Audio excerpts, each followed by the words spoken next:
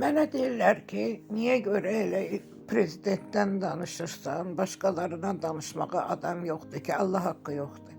Çünki bunların hamısını prezidentlə Mehriban xanım Əliyeva seçib. Bunların nə qədər ki adamlar var, bizdəki məmurlar, hamısı rüşvətlə gəlib ora. Gəlməyibsə bir üstün, ya da ki ən yaxşı halda birinin dostu, qardaşıdır, tanışıdır, öz adamıdır deyiminə qoyulub ora. Başqa mən nə idi, kimə ilişə bilərəm ki, bunu qoymasınlar da. Deyir ki, cənab prezident Çindəki müsahibəsində deyib ki, biz Çinlilərlə istəyirik ki, burada Azərbaycanda avtobus, yəni elektriklə işləyən avtobuslar zavodu açaq. Qardaş, sən Naxçıvanda, ondan sonra Neftçalada, Şamaxıda, sonra Gəncədə maşın qayırma zavodları açdın. İsmaillidə velosiped zavodu açdın. Nə bilim, karbamid zavodu açdın. Hansı işləyir? Heç biri. Milyardlarla pul silindi. Bütün bu milyardlar hara getdi?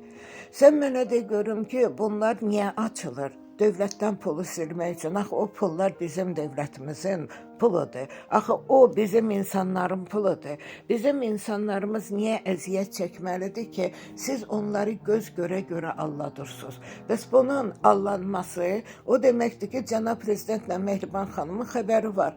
Əgər sizin bundan xəbəriniz yoxdursa, onda elə çıxır ki, siz bu ölkəni idarə edə bilmirsiniz. Onda istefa verin, çıxın gedin. Əgər xəbəriniz varsa, demək bu masiyanın başında dayanan siz ikizsiniz. Çünki Mehriban xanımı mən artıq ledi kimi görmürəm. Çünki o vitse-prezidentdir. Düzdür, xaricə zada gedəndə vitse-prezident kimi getmir, ledi kimi gedir. Onun özü də bir tər gülüncdür. Çünki əgər vitse-prezident, prezident bir yerə gedəndə onun stolunda oturub devlətini idarə eləməlidir. Amma bizdə Mehriban xanım keyfi istəyəndə olur vitse-prezident, keyfi istəyəndə perviledi. Devlətdən də havayı maaşlar da alınır. Halbuki 1 manat da bura-bura xərcləmirlər. Mənim dediyim söz odur ki, cənab prezident, əgər bu dövləti idarə eləyə bilmirsənsə, qurban sənə, istefa ver, çıx get də. Əgər idarə eləmək istəyirsənsə, bax görgünən ki, bu idarəçilik necə olur.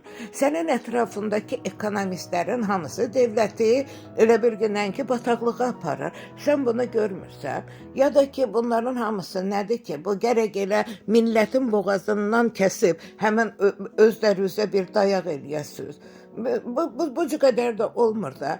Ona görə də ki, indiki avtobus zavodu açıldı, o bir açıldı, gülün şeylərdir. De görürəm Naxçıvanda nə qədər maşın istehsal olundu, Neftçalada nə qədər olundu. Heç bunda, heç patoloku ya da sənin xətrivə 10 milyon deyirəm ki, 10 milyon manatlıq tutaq ki, bunlar satıldı.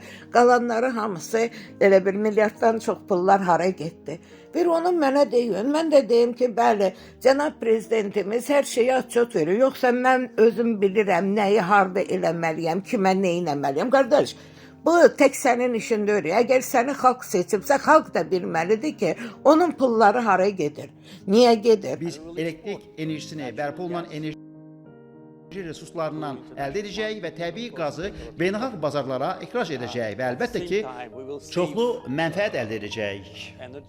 Eyni zamanda biz daxili ehtiyaclarımız üçün enerjiyə qənaət edəcəyik. Biz artıq küçələrdə hərəkət edən, elektriklə işləyən 160 avtobus almışıq. Onlar artıq Azərbaycan küçələrindədir. Bu hamını sevindirir.